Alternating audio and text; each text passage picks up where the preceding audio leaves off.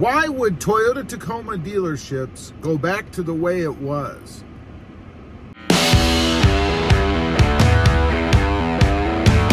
Well, good afternoon, everybody, and welcome back to Robmotive. So, the question of the day, the statement of the day, why would Toyota Tacoma dealerships ever go back to the way that it was? And I would say there will never go back to the way that it was, because you see, they've gotten a taste. They've gotten a taste of what it's like to make way more money and not have to carry any inventory or pay taxes on that inventory. I mean, in the end, it's all about money, right? I mean, dealerships are businesses, and I don't fault them for this. You know, I know a lot of people complain that, oh, they're doing this and it's wrong and they should be regulated. And what? These are vehicles. You don't need to have a Toyota Tacoma. I mean, we want the Toyota Tacomas. We need the Toyota Tacomas, but you don't have to have one. It's kind of like caviar, right? Caviar is expensive. Does that mean that it should be regulated so that everybody can afford it? I don't know. It's free market, and I'm all for free market, because you see, ultimately, in the end, it's you and I that determine what the prices are, because nobody's going to be in business if they can't sell their product. So it's us. It's really our fault. You know, as of the making of this video, there are still premiums out there being charged, some as high as $10,000. Now, that's most likely on the higher trim level, like the TRD Pro, but still, $10,000. Now, I would say that if people are willing to pay that $10,000, and if they're willing to pay it frequently enough or in mass numbers, then the Toyota Tacoma at MSRP even, and I hate to say this, man, but even at MSRP must be underpriced. Because if you can sell something for $10,000 more than you normally do, shouldn't the normal price be what it can be sold for? I know, saying this, it's crazy, and I don't like it. Don't get me wrong. You see, I'm one of those guys who for years has always gone into the dealership and dickered on pricing.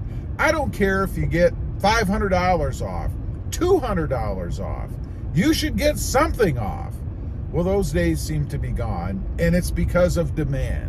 You know, there supposedly are, and I'm starting to wonder about this a little bit, if it isn't kind of a scam. You see, you can buy Toyota Tacomas now on allocation. What that means is you have to take the Tacomas that are coming in. You put your name on them in most cases, I think, put a deposit down, and when that beloved Toyota Tacoma finally comes in, it's yours.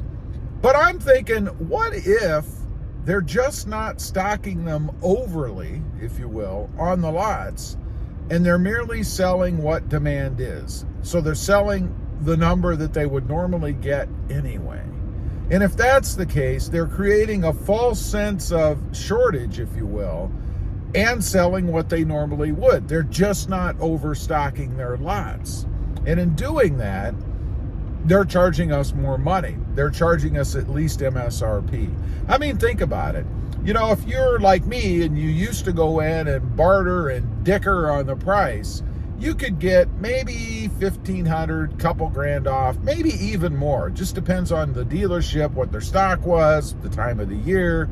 There's a lot of factors that determine how willing a dealership is to deal with you on pricing. But they don't have to do that, so they're making more money. I mean, think about it. If you sell, I don't know, 1,000 units, pick whatever you want, multiply that by $2,000 that they're no longer having to give up, that's a lot of money. I mean, why would a dealership ever want to go back to the way that it was? Doesn't make any sense to me. I mean, if I have a business, I'm even considering shrinking the dealership down.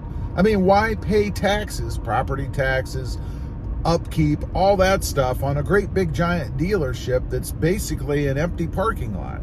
You're paying a premium to have your offices there, and that's about it. I would shrink it down to what I guess I would term as a boutique Toyota Tacoma dealership or Toyota dealership. You know, just a small footprint. have a moderately sized office. You don't have to have room to have all kinds of vehicles inside. Matter of fact, you don't even need the same number of offices because you don't need the same number of salesmen. Another saving area for the dealership. You see, the salesmen, while they get paid, in most cases, I think, strictly commission, or maybe some kind of a draw plus commission, that costs the dealership even more money. And that's more money that they can make, that they can pocket by not having to pay the salesman. So it's a win-win all the way around for the dealerships. The only time that it becomes a problem for them is when they're in an area that demand is huge, that they could be selling even more Toyota Tacomas, but they can't because their allocation numbers just don't equal the number of people that want the truck. That would be a problem for dealers in large, high volume areas. But I'm guessing the manufacturers are going to give those dealerships more Toyota Tacomas anyway, because obviously the manufacturer wants to sell them as well. If demand drops at the dealerships, then they're not going to produce as much, and obviously they're not going to make as much money either.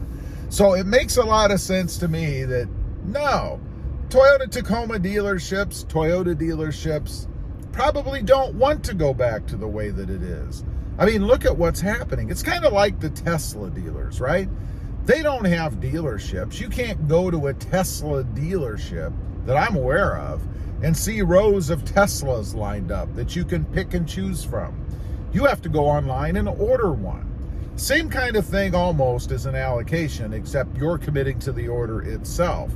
But you go online, you order, you put some money down, and then someday, months later, if you're lucky, that Tesla's going to show up. It's the same thing with the Tacoma. And I'm seeing the same kind of lead times as what I had seen when you ordered one and they were actually in stock. Meaning, it doesn't seem to be affecting the ability or the lead time to get a new Tacoma built to order as it did before. It's really no different. So that means to me that Toyota is still just producing the same number as they did. Because if not, I would expect that the build to order lead time, the length of time it takes to get the truck, would have increased as well. But it doesn't seem to have. And that to me is an indicator that Toyota's really kind of producing the number of Tacomas that they want. I don't know. It's kind of strange. I know it's kind of one of those conspiracy theories, but I just don't understand why they would change things. It makes sense to me that they would continue to do things the way that they are. They're making more money. Why wouldn't they? Anyway, leave a comment. Let me know what you think.